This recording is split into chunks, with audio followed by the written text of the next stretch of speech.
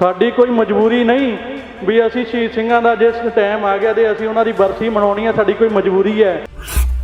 ਸਰਕਾਰਾਂ ਦੇ ਜਿਹੜੇ 84 ਤੋਂ ਬਾਅਦ ਦੇ ਜ਼ੋਰ ਲੱਗੇ ਹੋਏ ਆ ਵੀ ਕਿਵੇਂ ਨਾ ਕਿਵੇਂ ਕਰਕੇ ਅਸੀਂ ਜਿਹੜੀ ਨੌਜਵਾਨੀ ਆ ਉਹਨੂੰ ਆਪਣੇ ਇਤਿਹਾਸ ਤੋਂ ਤੋੜ ਕੇ ਅਸੀਂ ਆਪਣੀ ਨੌਜਵਾਨੀ ਨੂੰ ਜਿਹੜਾ ਖਰਾਬ ਕੀਤਾ ਸੀਗਾ, ਇਹਨਾਂ ਸਰਕਾਰਾਂ ਨੇ ਨਸ਼ਿਆਂ ਵੱਲ ਲਾ ਕੇ ਖਰਾਬ ਕੀਤਾ ਸੀ।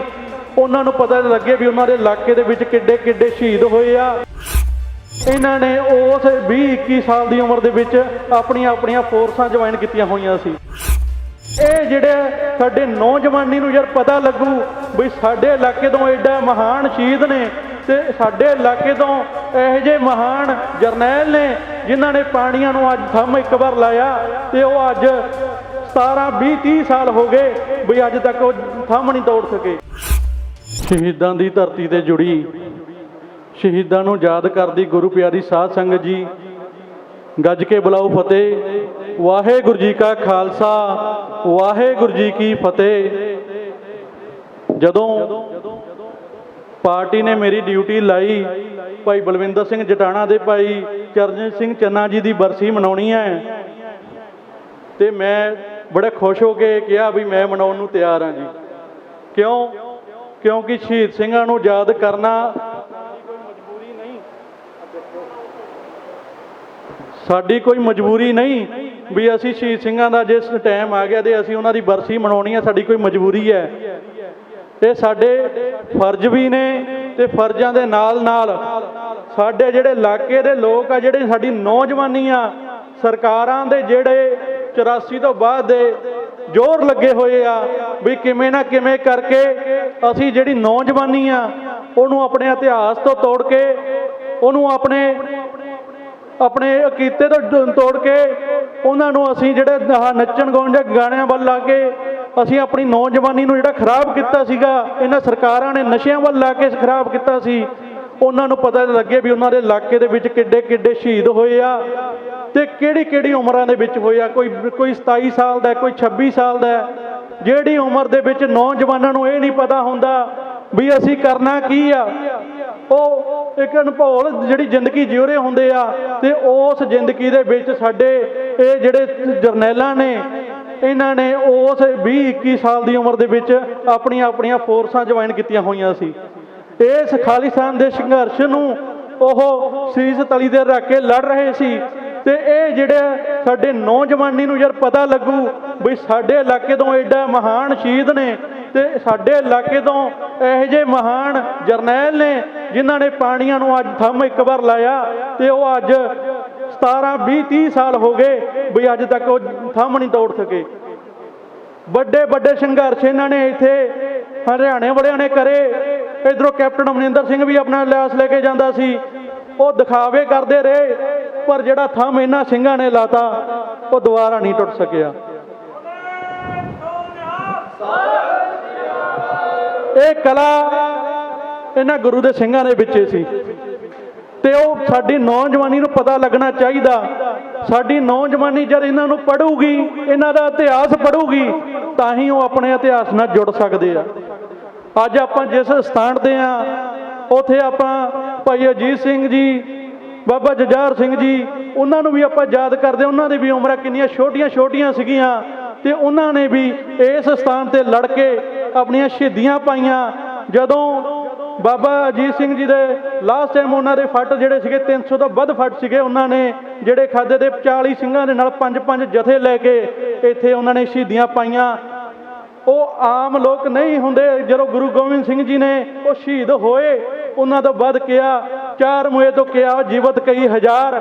ਹੁਣ ਉਹ ਸਾਡੀ ਨੌਜਵਾਨੀ ਨੂੰ ਦੇਖਣਾ ਚਾਹੀਦਾ। ਜਿਹੜੇ ਨੌਜਵਾਨ ਵੀਰ ਇੱਥੇ ਆਏ ਆ ਬਈ ਅਸੀਂ ਉਹਨਾਂ ਕਈ ਹਜ਼ਾਰ ਚੋਂ ਹੈਗੇ ਆ ਜਿਨ੍ਹਾਂ ਨੂੰ ਗੁਰੂ ਸਾਹਿਬ ਨੇ ਕਿਹਾ ਸੀ ਮੇਰੇ ਕਈ ਹਜ਼ਾਰ ਜੀਵਤ ਨੇ। ਉਹ ਤੁਹਾਨੂੰ ਹੁਣ ਦੇਖਣਾ ਪੈਣਾ ਨੌਜਵਾਨ ਵੀਰਾਂ ਨੂੰ ਬਈ ਤੁਹਾਡੇ ਫਰਜ਼ ਕੀ ਨੇ, ਤੁਸੀਂ ਕੀ ਕਰਨਾ ਉਹ ਤੁਸੀਂ ਦੇਖਣਾ ਵਾ। ਤੁਹਾਨੂੰ ਹੀ ਜੇ ਲੜਾਈ ਲੜਨ ਦਾ ਤਰੀਕਾ ਆਊਗਾ ਜੇ ਤੁਸੀਂ ਆਪਣੇ ਇਲਾਕਿਆਂ ਨੂੰ ਸਾਂਭਣ ਲੱਗ ਜਾਓ, ਇੱਕ ਤੁਸੀਂ ਪ੍ਰਚਾਰ ਕਰਨ ਲੱਗ ਜਾਓ ਤੇ ਸਾਡੀ ਜਿਹੜੀ ਜੂਨ ਆ ਫਿਰ ਸੁਧਰ ਸਕਦੀ ਆ। ਇਹਦੇ ਵਿੱਚ ਸਾਡੇ ਮਾਂ ਬਾਪ ਦਾ ਇਕੱਲਿਆਂ ਦਾ ਨਹੀਂ, ਜਿਹੜੀਆਂ ਸਰਕਾਰਾਂ ਨੇ 10-10 ਸਾਲ ਦੇ ਪਲਾਨ ਬਣਾਏ ਹੋਏ ਨੇ ਸਾਡੀ ਪੰਜਾਬ ਨੂੰ ਖਤਮ ਕਿਵੇਂ ਕਰਨਾ। ਉਹ ਉਹਨਾਂ ਦੇ ਜ਼ੋਰ ਲੱਗੇ ਹੋਏ ਆ। ਜੇ ਅਸੀਂ ਇਹ ਸਮਾਗਮ ਥਾਂ ਥਾਂ ਤੇ ਕਰਾਂਗੇ ਸ਼ਹੀਦ ਸਿੰਘਾਂ ਦੇ ਤਾਂ ਹੀ ਪਤਾ ਲੱਗੂ। ਅੱਜ SGPC ਸਾਡੀ ਜਿਹੜਾ ਮੇਨ ਦਾਇਰਾ ਵਾ 11 ਸਾਲ ਹੋ ਗਏ ਉਹਨਾਂ ਦੀ ਵੋਟ ਨਹੀਂ ਪਈ। 11 ਸਾਲ ਹੋ ਗਏ ਸਾਨੂੰ ਸਾਡੀ ਜਮਹੂਰੀਅਤ ਮਿਲ ਨਹੀਂ ਰਹੀ ਤੇ ਉਹ ਕੌਣ ਲਊਗਾ? ਉਹ ਸਾਨੂੰ ਸਾਰਿਆਂ ਨੂੰ ਇਕੱਠੇ ਹੋ ਕੇ ਲੈਣਾ ਪੈਣਾ। ਅੱਜ ਸਿੱਧੂ ਮੂਸੇਵਾਲੇ ਸਾਹਿਬ ਨੇ SYL ਗਾਣਾ ਗਾਇਆ ਤੇ SGPC ਨੂੰ ਯਾਦ ਆ ਗਿਆ ਵੀ ਭਾਈ ਬਲਵਿੰਦਰ ਸਿੰਘ ਜਟਾਣਾ ਵੀ ਇੱਕ ਸਾਡੇ ਸ਼ਹੀਦ ਸੀਗੇ, ਉਹਨਾਂ ਦੀ ਵੀ ਅਸੀਂ ਫੋਟੋ ਉੱਥੇ ਲਾਉਣੀ ਆ। ਤੇ ਜਿਹੜੀਆਂ ਇਹ ਫੋਟੋਆਂ ਜਰਨੈਲਾਂ ਦੀਆਂ ਮੈਂ ਲਵਾਈਆਂ ਨੇ ਉਹ ਇਸੇ ਕਰਕੇ ਲਵਾਈਆਂ ਨੇ ਤਾਂ ਜੋ ਸਾਡੇ ਸਿੰਘਾਂ ਨੂੰ ਵੀ ਪਤਾ ਲੱਗ ਸਕੇ ਤੇ ਇਹੀ ਆਵਾਜ਼ ਅਸੀਂ SGPC ਤੱਕ ਵੀ ਲੈ ਕੇ ਜਾਈਏ ਵੀ ਜਿਹੜੇ ਇਹ ਜਰਨੈਲ ਜਿਹੜੇ ਆਪਣੀ ਆਪਣੀ ਪਾਰਟੀਆਂ ਨੂੰ ਚਲਾਉਂਦੇ ਸੀਗੇ ਤੇ ਲੜਾਈ ਉਹਨਾਂ ਨੇ ਖਾਲਿਸਤਾਨ ਦੀ ਲੜੀ ਸੀ। ਉਹਨਾਂ ਨੇ ਅਨੇਕਾਂ ਹੀ ਬਲਵਿੰਦਰ ਸਿੰਘ ਜਟਾਣਾ ਪੈਦਾ ਕਰੇ ਸੀਗੇ ਆਪਣੀਆਂ ਪਾਰਟੀਆਂ ਦੇ ਵਿੱਚ ਤੇ ਉਹਨਾਂ ਦੀ ਫੋਟੋ ਕਿੱਦਣ ਲਾਉਣਗੇ ਉਹ? ਇਹ ਵੀ ਇੱਕ ਸਵਾਲ ਤਾਂ ਉਹਨਾਂ ਨੂੰ ਬਣਦਾ ਬਈ ਤੁਹਾਨੂੰ ਬਈ ਕੋਈ ਫੇਰ ਸਿੰਘ ਉੱਠੂਗਾ ਤੇ ਫੇਰ ਤੁਹਾਨੂੰ ਕੋਈ ਉੱਥੇ ਗਾਣਾ ਗਾਊਗਾ ਇਹਨਾਂ ਸਿੰਘਾਂ ਤੇ ਫੇਰ ਤੁਹਾਨੂੰ ਯਾਦ ਆਊਗਾ ਵੀ ਭਾਈ ਸਾਡੇ ਇਹ ਜਰਨੈਲ ਜਿਹੜੇ ਏਡੇ ਏਡੇ ਫੋਰਸਾਂ ਚਲਾ ਗਏ। ਆਹ ਭਾਈ ਸੀਤਲ ਸਿੰਘ ਮੱਤੇਆੜ ਜਿਹੜੇ 20-20 ਘੰਟੇ ਉੱਥੇ ਫੌਜਾਂ ਨਾਲ ਜਿਹੜੀਆਂ ਇਹਨਾਂ ਦੀਆਂ ਪੂਰੀਆਂ ਜਿੰਨੀਆਂ ਫੌਜਾਂ ਸੀਗੀਆਂ ਉੱਥੇ ਲੱਗੀਆਂ ਹੋਈਆਂ ਸੀ ਤੇ ਫੌਜਾਂ ਨਾਲ ਇਹਨਾਂ ਨੇ ਜੰਗ ਕੀਤੇ 20-20 ਘੰਟੇ ਤੇ ਉਹਨਾਂ ਦਾ ਇਤਿਹਾਸ ਕੌਣ ਦੱਸੂਗਾ ਨੌਜਵਾਨੀ ਨੂੰ? ਇਹ ਸਾਡੀ SGPC ਨੂੰ ਸੋਚਣਾ ਪੈਣਾ ਤੇ ਸੋਚਣ ਨੂੰ ਮਜਬੂਰ ਸੰਗਤ ਕਰਦੀ ਹੁੰਦੀ ਆ। ਇਹ ਫੋਟੋਆਂ ਇਸੇ ਕਰਕੇ ਲਾਈਆਂ ਵੀ ਤਾਂ ਜੋ ਪਤਾ ਲੱਗ ਸਕੇ ਇਹਨਾਂ ਨੂੰ ਵੀ ਸਵਾਲ ਪਾਏ ਜਾਣ ਬਈ ਸਾਡੇ ਜਿਹੜੇ ਸ਼ਹੀਦ ਨੇ ਉਹਨਾਂ ਦੀ ਫੋਟੋਆਂ ਵੀ ਸਾਨੂੰ ਉੱਥੇ ਲਾਉਣੀਆਂ ਚਾਹੀਦੀਆਂ। ਨਹੀਂ ਤਾਂ ਭਾਈ ਆਪਾਂ ਜਿਵੇਂ ਦੇਖਦੇ ਹੁੰਦੇ ਸੀ, ਮੈਂ ਵੀਡੀਓ ਵੇਖਦਾ ਸੀ ਆਪਣੇ ਫਾਦਰ ਸਾਹਿਬ ਦੀ ਸ਼ਹੀਦੀ ਦੀ, ਜਿਹੜੇ ਜਦੋਂ ਫੁੱਲ ਪਾਉਣ ਜਾਂਦੇ ਸੀਗੇ ਤੇ ਉੱਥੇ ਹਮੇਸ਼ਾ ਇਹੀ ਗੱਲ ਹੁੰਦੀ ਸੀ ਛੰਦੜਾਂ ਵਾਲਿਆਂ ਤੇਰੀ ਸੋਚ ਤੇ ਪਹਿਰਾ ਦੇਾਂਗੇ ਠੋਕ ਕੇ।